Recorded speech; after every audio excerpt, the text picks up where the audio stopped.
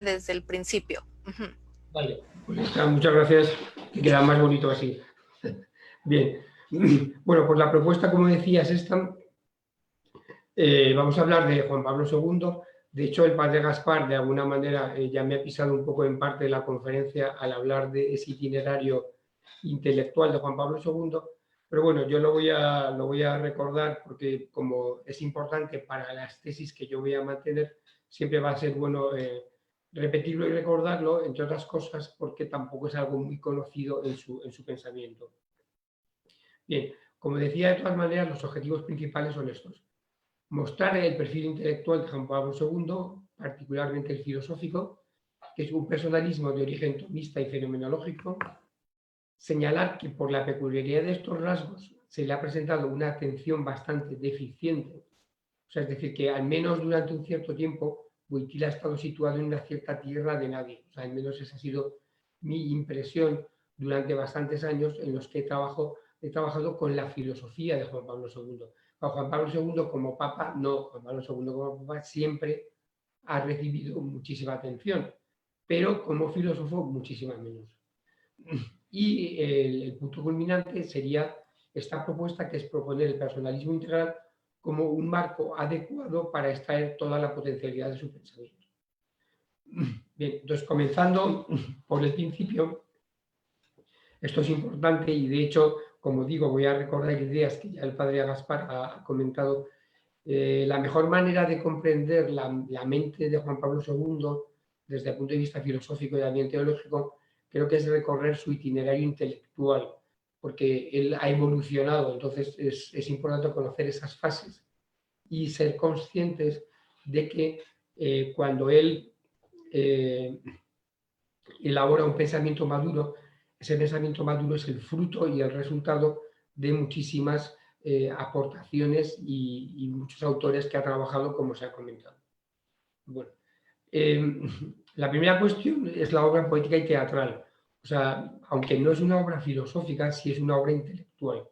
Y de hecho, cada vez también se le está dando más importancia. Porque Juan Pablo II, de hecho, inicia su camino intelectual como estudiante de filología polaca. Es decir, que él inicialmente no quiere dedicarse a la filosofía, sino que lo que quiere dedicarse es, como es conocido, al teatro y a la poesía. Y esa, digamos, esa sensibilidad poética, esa sensibilidad interior, o sea, por un lado va a hacer que elabore obras de gran peso intelectual, porque las obras poéticas de Juan Pablo II son obras densas. Bueno, en general el pensamiento de Juan Pablo II es denso, pero las obras de poéticas de Juan Pablo II también lo son. Y allí hay una riqueza de profundidad grande que se entremezcla con su reflexión filosófica. Por ejemplo, el taller de Lorfebre, que como sabrán es su obra teatral sobre el matrimonio humano, pues está escrita prácticamente al mismo tiempo que Amor y Responsabilidad. Entonces son como dos caras de la misma moneda, solamente que una es puesta de manera poética, teatral, y la otra es puesta de manera filosófica. Pero el fondo, o sea, lo que está detrás es lo mismo. Bien, hay otras que ahora no quiero alargarme, pero siempre me gusta mucho comentar esta poesía. Bueno, aquí pueden ver a Juan Pablo II trabajando de obrero en una foto que es realmente espectacular, porque muestra muy bien esta conexión entre pensamiento y filosofía. Es una poesía que él escribió que se llamaba La cantera, cuando estaba trabajando justamente como obrero para escapar de los nazis. Bueno, pues en esta poesía va a aparecer mucho antes de que él lo elabore filosóficamente una de sus ideas principales, que es que la dimensión subjetiva del trabajo está sobre la dimensión objetiva. O sea, que la persona siempre está por encima de lo que produce. Y esa es una experiencia que él desarrolla justamente, o sea, que la muestra en el caso de la cantera. Dice, escucha el ritmo constante de los martillos tan conocido. Yo lo proyecto en los hombres para probar la fuerza de cada golpe. Escucha una descarga eléctrica corta el río de piedra y en mí crece un pensamiento de día en día, que toda la grandeza del trabajo está dentro del hombre. Pues esta va a ser una constante filosófica y que aquí aparece en clave poética de Juan Pablo II. O sea, incluso aunque el hombre sea capaz de cortar una montaña por la mitad, lo que le pasa a la persona interiormente es más importante que eso. siempre lo esencial es lo que le pasa a cada uno de nosotros. Bien, si entramos ya en la parte filosófica, como bueno, ya se ha comentado un poco, pero voy desarrollando algo más. Wojtyla al principio tuvo una formación filosófica de origen tomista. Vale, aquí hay un texto largo en el que pueden ir leyendo, en el que Juan Pablo II comenta que, claro, él empieza a estudiar filosofía porque elige ser sacerdote y entonces pues, tiene que estudiar filosofía. Y inicialmente se enfrenta con el tomismo. Entonces, con el salto desde de la filología polaca al tomismo escolástico fue muy duro. Y de hecho aquí lo cuenta él con bastante gracia. Pero al final él, de alguna manera, dice, al cabo de 2 meses de desbrozar vegetación, se hizo la luz y se me alcanzó el descubrimiento de las razones profundas de aquello que aún yo no había experimentado o intuido. O sea, Wojtyla, con esta formación filosófica tomista, de alguna manera siempre queda como arraigado en el tomismo o arraigado en los valores esenciales del tomismo. Y este, por eso, por tanto, siempre va a ser un elemento presente en su formación filosófica. Y después pasa la cuestión sobre Seller, que es su segunda formación filosófica, que es la fenomenología. Este texto y el anterior son suyos, de manera que queda claro lo que dice, y es un texto clarísimo.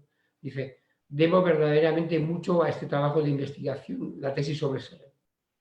Sobre mi precedente formación aristotélico-tomista se insertaba así el método fenomenológico, lo cual me ha permitido emprender numerosos ensayos creativos en este campo. Pienso especialmente en el libro Persona y Acción. De este modo me he introducido en la corriente contemporánea del personalismo filosófico, cuyo estudio ha tenido repercusión en los frutos pastorales. Bien, pues tenemos ya 2 elementos, el tomismo y la fenomenología. Y aquí es cuando aparece la gran apuesta wojtyliana, que es la apuesta a su proyecto original, que aunque sea muy ambicioso, en el fondo sí se puede considerar como algo que este texto, la idea de unificar la filosofía del ser y la filosofía de la conciencia, es algo que está en sus escritos. O sea, es un texto que podría citarlo, pero es original suyo, ¿no? ¿Qué es la idea de fondo que está detrás de todo esto? La idea de fondo que está detrás de todo esto es que Wojtyla llega a la conclusión de que modernidad y tradición cada una tienen sus razones. O sea, es decir, es imposible quedarse solamente con una de ellas para hacer una antropología y una filosofía contemporánea. Y por lo tanto, solo una filosofía que tome los elementos esenciales de ambas podrá dar razón auténtica del ser humano. O sea, es cierto que el tomismo proporciona la objetividad, pero falta la subjetividad. Y sin subjetividad no hay ser humano. Entonces, Wojtyla, estudiando a Tomás de Aquino, estudiando la fenomenología de Seller, llega a esta conclusión, y aquí es donde aparece, y es lo que da origen a la producción original de Wojtyla, que ya se ha comentado y que pasaré rápidamente justo por esto. O sea, está la ética de Lublin, con esos escritos en los que intenta investigar sobre la felicidad, la norma, la virtud. Está Amor y Responsabilidad, con todo ese proyecto de renovación de la ética sexual. Está también la cuestión de la filosofía y la social y la participación, porque si bien Wojtyla sobre todo trabaja la antropología, con el paso del tiempo, aunque luego ya no podría desarrollar mucho esas ideas, empieza ya también a hablar del yo-tú, del nosotros, del bien común, o sea, como por otra parte, que era algo que evidentemente a él le importaba mucho, porque Wojtyla pues, no fue alguien, pues, bueno, es una persona muy poliédrica y estuvo implicado en muchas batallas sociales. Y, como se llama, la teología del cuerpo. Bien, y sobre todo Persona y Acción. Persona y Acción, que es la gran obra filosófica de Karl Wojtyla y que de alguna manera, yo no sé, bueno, podría ser interesante comparar el nivel de Persona y Acción y de teología del cuerpo, aunque, como decimos en España, las comparaciones son odiosas, pero en cualquier caso, Persona y Acción es la obra clave filosófica. O sea, si Wojtyla no hubiera escrito Persona y Acción, estaríamos hablando de otro pensador, o sea, de un ensayista interesante, con ideas sugerentes, pero no de un gran filósofo con una propuesta original. Bueno, llegados aquí tendríamos, ya pasando, porque el tiempo va avanzando, tendríamos el segundo momento. Y el segundo momento es lo que yo llamo la tierra de nadie de Karl Wojtyla. ¿Por qué una tierra de nadie? Pues yo creo que ha sido, o sea, yo creo que, bueno, esto desde mi punto de vista ha sido un poco un hecho. O sea, por ejemplo, siempre me llamó la atención que estando todavía Juan Pablo II vivo, pues en España estaba descatalogado amor y responsabilidad y persona y acción. O sea, es decir, que con Juan Pablo II viviendo, sus dos obras principales no estaban en el mercado del librario, ¿no? Y no es porque no interesaran, porque luego yo trabajé en la edición de estas obras y Amor y Responsabilidad, y ahora por la quinta o por la sexta edición, Persona y Acción por la tercera. O sea, simplemente había como una especie de vacío en torno a su filosofía. Y a mí siempre esto me intrigó muchísimo, diciendo, pero ¿cómo es posible que por un papa tan conocido, o sea, una figura mundial, o sea, quizás se puede decir incluso que es la figura, no sé si más importante del siglo XX, pero desde luego una de las más importantes sin duda del siglo XX, y sus obras no están publicadas, digo, en España porque es lo que yo conozco, ¿no? Pero probablemente tampoco estaban en otros sitios. ¿Por qué? O sea, ¿cómo es posible, digamos, que los cristianos o el catolicismo no sea consciente de que aquí tiene, o sea, un papa con una potencialidad filosófica muy, muy grande, ¿no?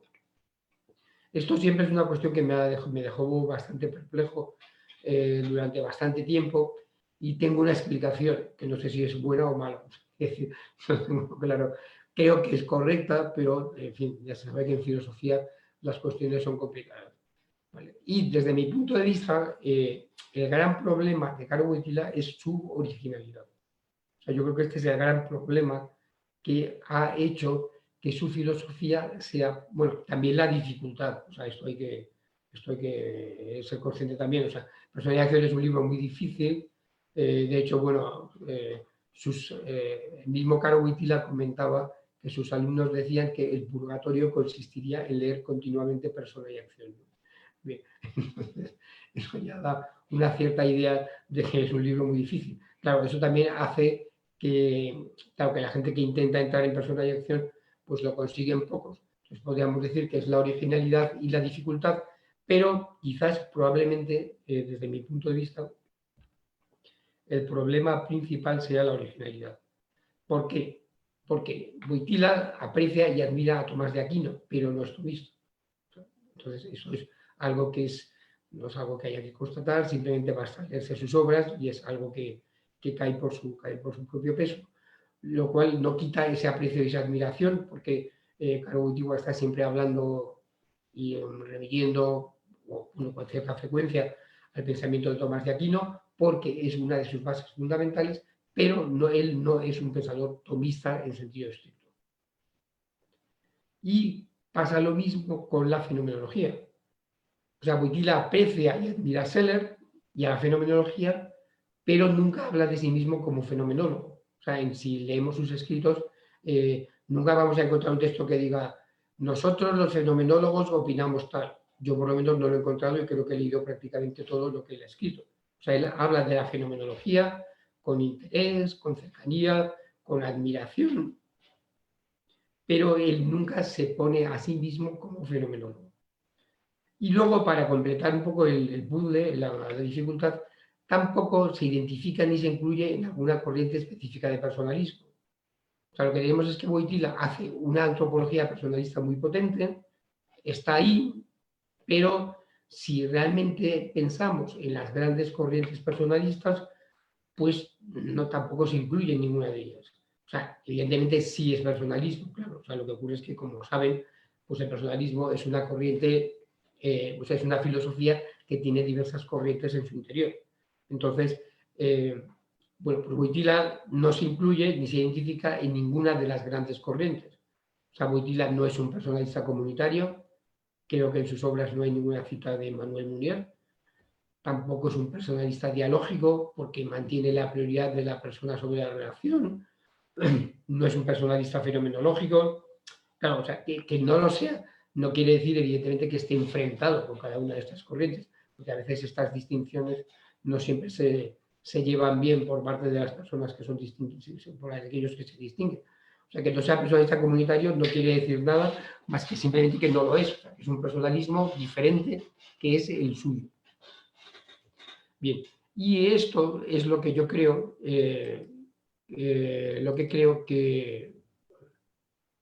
bueno, por poner un ejemplo, podemos hablar de la originalidad de Persona y Acción. O sea, Persona y Acción es un tratado de antropología, pero es un tratado completamente original. Entonces, por eso a veces no es sencillo, no es claro, la gente no sabe cómo entrar a Persona y Acción. O sea, para empezar, por ejemplo, comienza con una epistemología, o sea, con un análisis de la experiencia, un tema que yo he trabajado bastante, ¿no? Entonces, cuando la gente empieza por un libro de antropología y empieza a hablar de la experiencia, pues no sabe por qué, ni a cuento de qué, ni por qué le están hablando de la experiencia. Wojtyla tiene sus razones, que son razones muy profundas, pero si no se saben, lo que ocurre es que a mí de hecho me pasó, o sea, yo realmente hasta que leí a fondo y con detalle Persona y Acción pasó tiempo, porque yo empezaba y me empezaba a hablar de la experiencia y digo, ¿y esto, como decimos ahora en España, qué es lo que es? Porque estamos hablando ahora de la experiencia si se supone que esto es un libro de antropología. Bien, otra originalidad. En Persona y Acción se va de la acción a la persona y no al revés, o sea, como es habitual.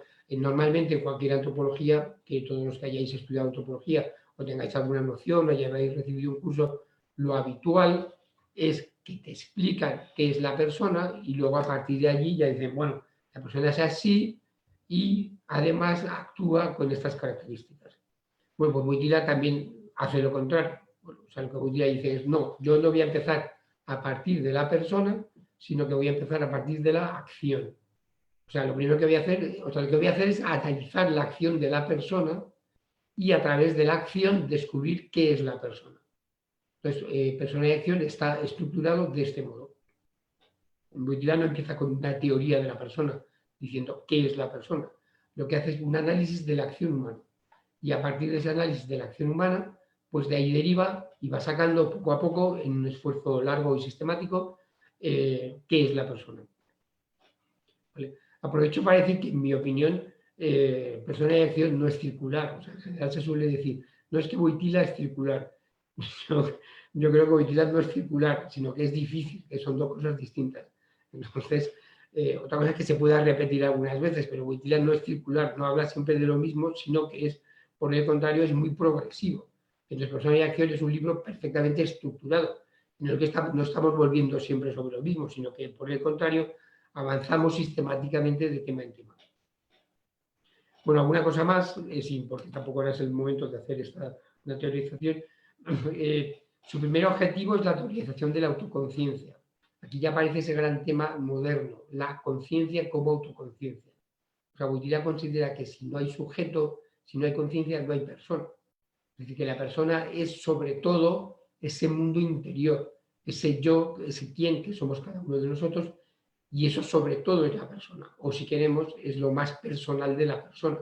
Entonces, si eso no puede estar, si eso no tiene cabida en la antropología, pues entonces resulta que esa antropología va a ser carente, va a ser deficitaria, y al final no vamos a hablar de seres humanos. Bien, la libertad, otro tema central de Persona y Acción. La libertad, Wojtyla no la trata como una facultad.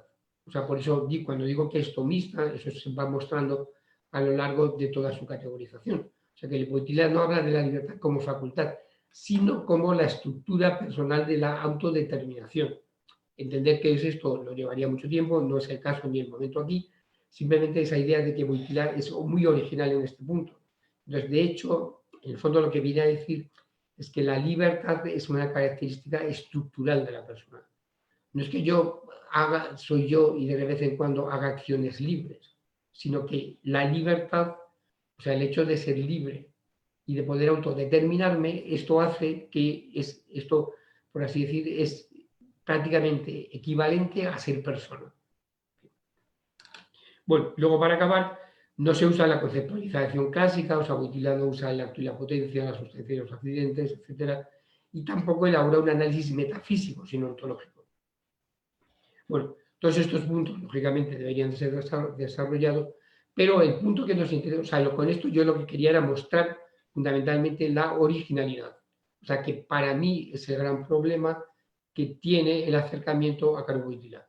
Si no se es consciente de esta originalidad y de esta estructura muy peculiar, lo que ocurre es que cuando uno intenta acercarse, queda desconcertado, digamos que pierde parte de lo que está haciendo. Bien. Entonces yo creo que en realidad no se ha sabido muy bien qué hacer con persona de acción durante bastante tiempo. Al principio de su papado hubo debates que pretendieron acercar su posición a una u otra de las tradiciones filosóficas más importantes. En los años 80, cuando Juan Pablo II estaba recién elegido papa, pues de repente se encontraron los filósofos católicos, se encontraron con un filósofo papa. Y entonces, pues más o menos, como se dice en España, cada uno intentó arribar el asco a su sardina y decir, bueno, es tomista, es fenomenólogo, pero en mi opinión esos debates se cerraron en el falso. O sea, es decir, que de alguna manera ninguna corriente, ninguna de estas dos corrientes realmente consiguió, por así decir, exponer una posición clara que mostrase que era de una o de la otra. Porque justamente Wojtyla lo que había hecho era una síntesis. Bien, entonces el interés por su filosofía disminuyó y ahí es donde se produjo ese vacío en torno a la reflexión sobre su pensamiento, en algunas áreas, en algunos aspectos. En el ámbito de la teología del cuerpo es diferente. O sea, ahí creo que siempre ha habido, sobre todo por la acción del Instituto Juan Pablo II, ahí siempre ha habido como un gran interés y muchísima gente que se ha formado a través de la teología del cuerpo. En el caso de la filosofía, yo creo que hay un vacío importante y aquí es donde querría plantear, y justamente esta propuesta que hago del personalismo integral, es una propuesta dentro del personalismo justamente para acoger el pensamiento de Karl Wojtyla con la especificidad que tiene y con la originalidad que tiene. Porque creo que si no se le da ese marco, entonces creo que siempre va a pasar un poco este problema, o sea, no se va a saber cómo conectarlo, cómo integrarlo, cómo desarrollarlo. Bien, entonces en esta tercera parte de la conferencia, mi idea es dar algunas ideas del personalismo integral. Bueno, justamente lo primero es que es una nueva corriente personalista.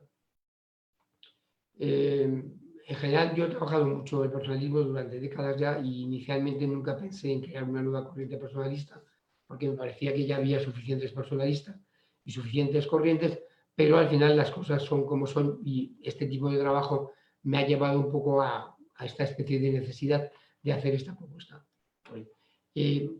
Esta propuesta, ¿vale? Su objetivo fundamental es la creación de un nuevo marco filosófico que acoja y se fundamente de manera específica en la filosofía de Karl Wojtyla.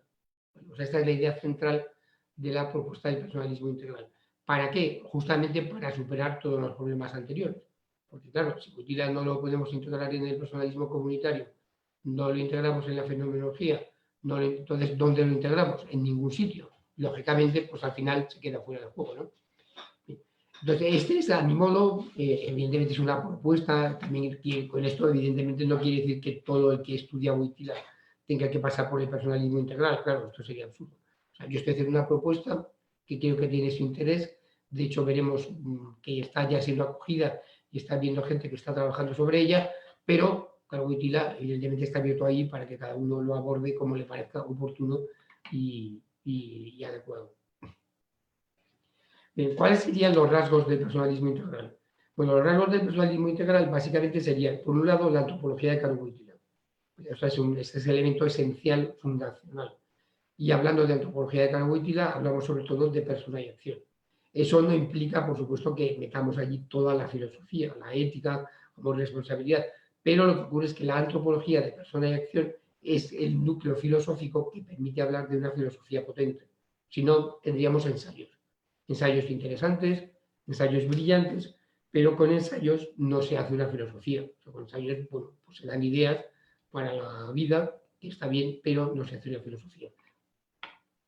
Bien, después también tenemos aportaciones de von Hildebrand, en particular todo lo que se refiere a la afectividad y el corazón, o sea que es un tema, Wojtyla lo trata en persona y acción, pero yo creo que von Hildebrand lo desarrolla bastante más y de hecho en este diagrama de la persona, que sería una de mis aportaciones para el personalismo integral, está estructurado, sería un poco como la estructura pedagógica, sería el esquema pedagógico de la antropología del personalismo integral, mientras que la personalización sería como el núcleo filosófico. Bien, pues en este esquema, de alguna manera están integradas muchas ideas de Karl Wojtyla, pero también aportaciones de von Hildebrand, sobre todo a la hora de hablar de los tres centros espirituales de la persona. Otra cosa que Wojtyla no habla del corazón, o sea, Wojtyla habla de la afectividad, pero allí creo que es interesante si se mete esa dimensión afectiva, espiritual del corazón en la antropología de Wojtyla, yo creo que gana. Y entonces este esquema sería el esquema pedagógico, como digo, no el esquema filosófico profundo, porque se estaría en persona y acción del personalismo integral. Bien, también, esto lo he trabajado algo más últimamente, también hay una ética no sistematizada de Karl Wojtyla, pendiente de desarrollo, ampliación y estructuración. O sea, aquí lamentablemente en el ámbito de la ética no tenemos un libro como persona y acción. O sea, solamente tenemos un libro escrito, bueno, tenemos las lecciones de Lublin, que han sido mencionadas en la intervención inicial. O sea, tenemos también Amor y responsabilidad, que es un estudio de ética sexual, y luego también tenemos sobre todo un texto que él escribió a final de los años, bueno, a los años 80, pero a final de los años 79, que es una especie de ética sistemática. Esa ética sistemática era un borrador de un libro que, por desgracia, no se convirtió en un personaje de acción ético. Según me comentó Alfred Bierwicki de Lublin, Wojtyla le solía enviar los trabajos a Stibsen y entonces, bueno, porque le tenía mucha valoración y entonces, según me dijo él, y yo me lo creo porque él ha sido, bueno, está ahí en el cogollo de Karl Wojtyla y ha sido presidente del Instituto de Juan Pablo II de la Universidad Católica de Lublin durante bastante tiempo, pues entonces él se lo envió a Stibsen, pero Stibsen no le dio la aprobación. O sea, cuando dijo, no, hay que darle más vueltas, hay que darle más vueltas, etcétera, etcétera. Y entonces se quedó en formato, pero se quedó en formato borrador. O sea, no es un libro que esté desarrollado, si bien son, creo que 70-80 páginas, lo cual 70-80 páginas de Wojtyla pues es bastante. Pero ahí hay un gran proyecto, un proyecto interesante, que consistiría, yo estoy trabajando un poco en él poco a poco, que consistiría justamente en hacer esa ética que sería, en ese caso, si saliera, porque claro, estas cosas salen o a veces no salen, que sería la ética del personalismo integral, que estaría basada de nuevo, en este caso, en textos wojtylianos, pero que habría que sistematizar y desarrollar de manera mucho más difícil y compleja que con lo que pasa con persona y acción, porque persona y acción de alguna manera ya está ahí. Bueno, el personalismo integral tiene también la teoría del personalismo que yo he elaborado. Esta teoría del personalismo es importante porque Karl Wojtyla nunca habla, o sea, a ver, él habló siempre de personalismo, pero nunca, por así decir, o muy pocas veces, bueno, lo hemos visto en los textos, habla de otros autores personalistas, da valoraciones, hace referencias. Entonces, ese ha sido otro de los problemas que han permitido, que han dificultado como su localización o su geolocalización, diríamos ahora. Entonces está ahí Wojtyla y entonces Wojtyla muy bien. ¿Y cuál es su relación con Buber, con Martin Buber o con Munier o con está de cerca, lejos, dentro, etcétera, ¿no? Yo ahí en ese sentido he trabajado durante años en una teoría del personalismo que lo que pretende explicar es, por así decir, estos tres elementos esenciales.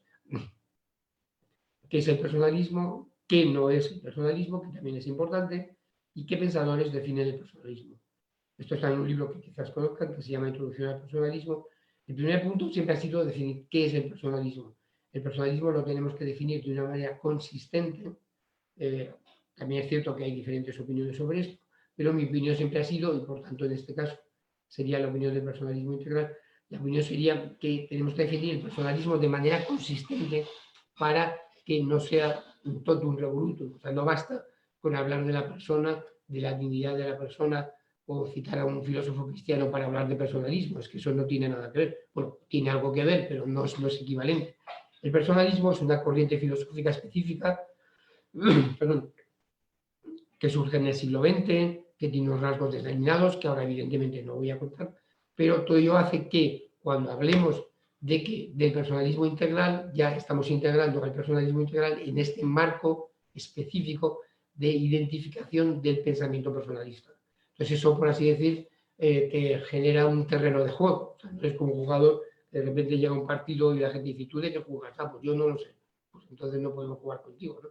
Aquí es como decir, no, yo juego de personalismo integral, por decirlo de alguna manera, ahora mismo que tenemos todo el fútbol suspendido, ¿no?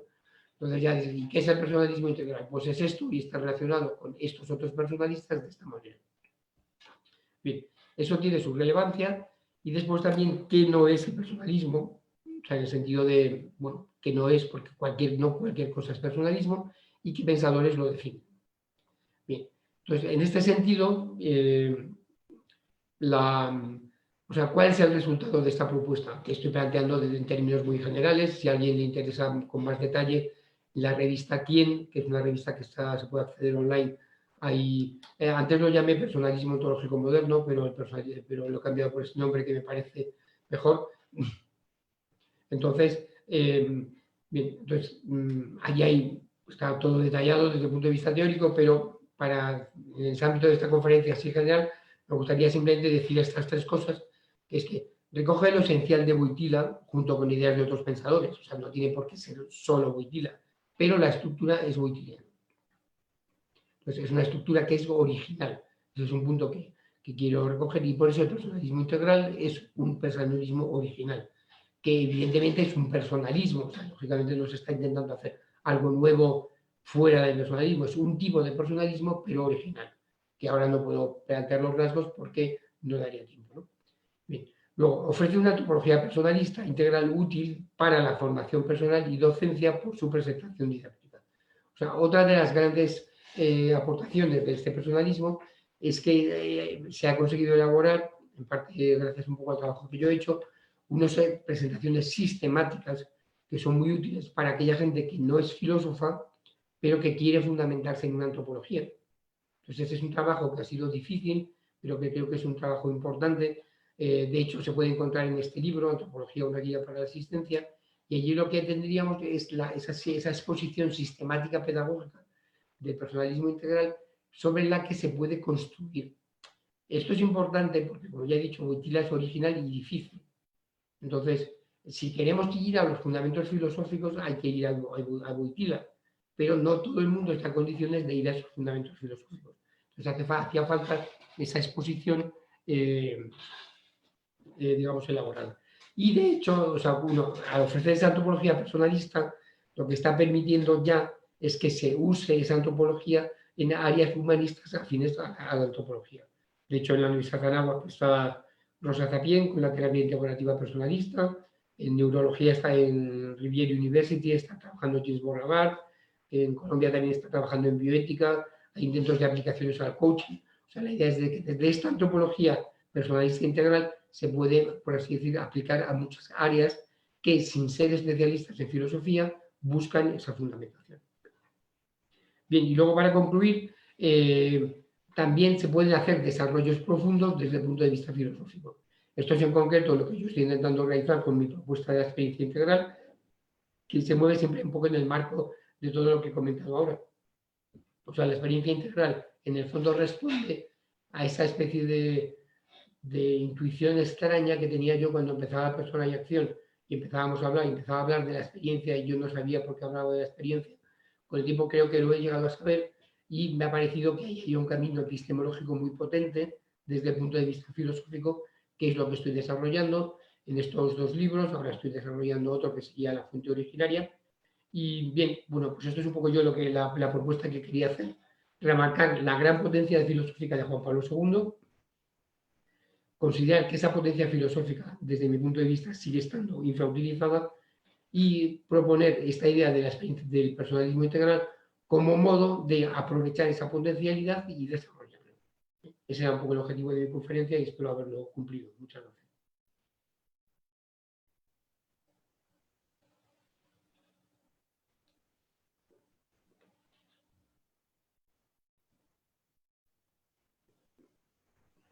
Gracias, doctor Burgos, por sus profundos conceptos. Gracias por todas sus iniciativas para fortalecer un personalismo integral. Vamos a proceder a preguntas, a la sección de preguntas y respuestas, y me gustaría poder hacer estas reflexiones, principalmente agradeciéndole por haber aclarado cuestiones fundamentales que podemos aprender de Karol Wojtyła. Primeramente, la importancia de la filosofía como un dar razón de sí y no como una disciplina de estudio de seminario. Yo creo que otro punto fundamental es que en la filosofía, más que en corrientes, hay gran comunidad y no se puede descartar lo tradicional ni lo llamado moderno. Otro tercer punto sería la urgencia en la actualidad de la atención a la experiencia. La realidad, más que aprenderse, se interpreta. Otro punto importante es la importancia de la libertad como estructura de autodeterminación e independencia de las cosas para no ser vivido por las ideologías o el instinto. Todo lo anterior es necesario para la dignidad de la dignidad humana y el desarrollo de su vocación a amar. Es necesaria esta antropología para la teología del cuerpo y que no se convierta esta en una nueva doctrina. La pregunta sería, si puede aclarar un poco la diferencia entre la perspectiva metafísica de la ontológica. Le agradezco. Bueno, sí. Es una pregunta difícil porque dentro del personalismo integral hay aspectos en construcción. De hecho, yo tengo un libro escrito que se titula justamente Personalismo y Metafísica. O sea, el problema fundamental aquí es que cuando se habla de perspectiva metafísica, en general se suele recurrir a las categorías aristotélicas para construir la antropología. Entonces, un análisis metafísico, la palabra metafísica es muy complicada y tiene muchísimos sentidos. Entonces, es un poco una bomba de relojería, porque de alguna manera, pero básicamente lo que diría es,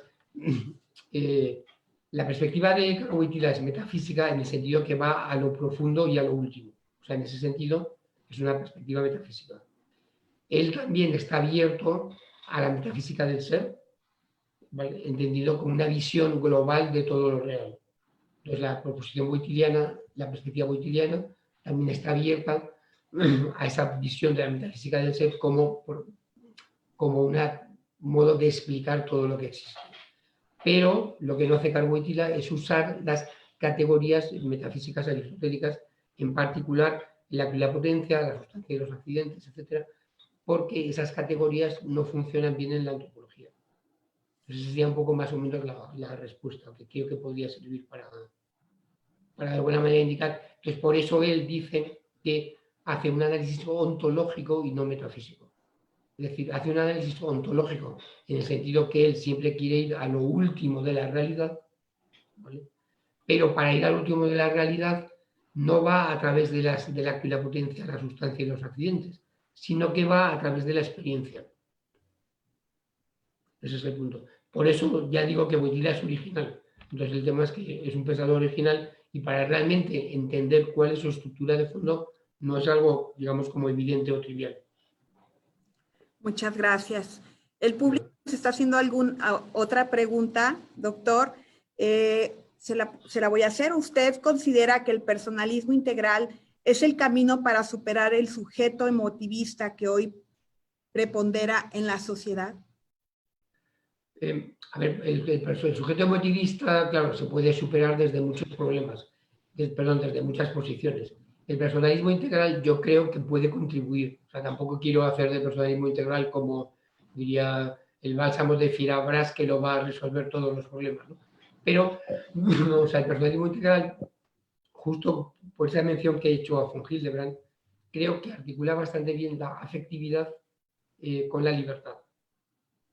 Entonces, eso tomando elementos de von Hildebrand y de Karl Wojtyla e integrándolos, creo que hay una buena articulación de la afectividad y de la libertad.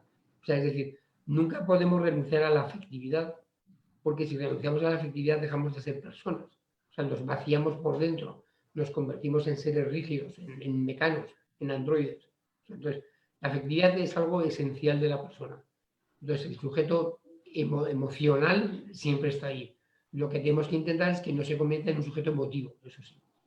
Entonces, creo que hay una estructura ahí antropológica que sí que me parece que proporciona elementos para conseguirlo. Muy bien, muchas gracias, doctor.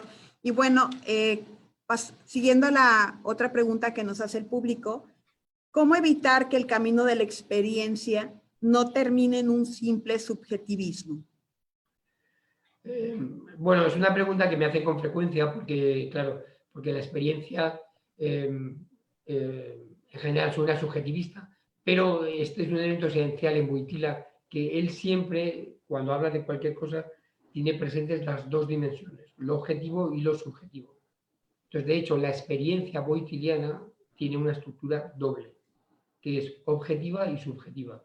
O sea, tiene una dimensión doble en la cual yo capto el exterior y me capto a mí mismo captando el exterior.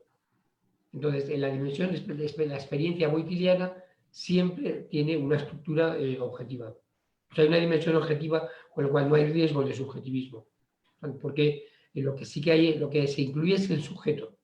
Hay que distinguir mucho entre sujeto y subjetivismo. O sea, Wojtyła siempre insiste en la importancia del sujeto y de hecho, no sé si con una cierta sorna, dice que el sujeto, lo subjetivo es objetivo. O sea, es decir, que nuestro mundo interior es una realidad, o sea, no es una invención. O sea, nuestro mundo interior con nuestros pensamientos, emociones, eso forma parte de nosotros mismos. Eso hay que considerarlo porque es objetivo, es una realidad.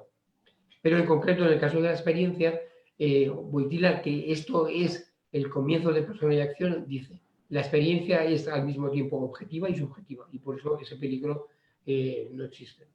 Vamos, en términos generales, claro. Le agradezco, doctor. Hay una otra pregunta del público que nos están haciendo y ¿qué filósofos actuales siguen la corriente del personalismo? Bueno, o sea, a ver, yo creo que era de corrientes de filósofos actuales, pues yo creo que se podría hablar de, bueno, por ejemplo, Mauricio Beuchot está desarrollando un personalismo analógico, John Crosby en Estados Unidos está trabajando también en una línea personalista, Joseph Seifer trabaja en una línea de personalismo fenomenológico, bueno, yo estoy trabajando también en el personalismo, Rocco Buttiglione, aunque últimamente tampoco ha trabajado tanto desde una, o sea, sus trabajos principales los hizo hace tiempo, también siguen en esa línea, o sea, es decir que hay autores como José Manuel Domínguez que están trabajando en aplicaciones a la psicología, o sea, hay un cierto movimiento de autores que están trabajando en la línea personalista y yo creo que se está potenciando porque hay una línea angloamericana también de autores que trabajan en la línea personalista, que hacen un congreso cada 2 años. O sea que hay una sociedad británica que también trabaja en el personalismo, o sea, hay toda una serie de gente que está trabajando en esta línea. Muchas gracias, doctor. Y como última pregunta, el personalismo de Karol Wojtyła, ¿lo encontramos sobre todo en Persona y Acción? Sí, o sea, el personalismo de Karol Wojtyła está sobre todo en Persona y Acción. Eso es una ventaja y un cierto problema por la dificultad del libro. Eso, pero no tiene, de todas maneras, los grandes libros de filosofía en general son todos difíciles, o sea que eso pues pasa así. Ser y tiempo de Heidegger pues es difícil, la crítica de la razón pura de Kant es difícil, pero es decir, su antropología personalista, donde está, yo diría casi que en un 80% es en Persona y Acción. Muchas gracias, doctor Burgos. Le agradecemos muchísimo la apertura que tiene a contestarnos estas preguntas del público y nuevamente muy agradecidos que nos haya acompañado en este espacio del día de hoy, de este evento, este magno evento, este seminario, agradeciéndoles pues todas sus aportaciones y toda su experiencia que nos ha compartido en esta mañana. Muy bien, pues muchas gracias, un placer trabajar de nuevo y estar de nuevo con la gente de la ANAWAC. Muchas gracias, doctor. Que esté muy bien. Hasta luego. Gracias.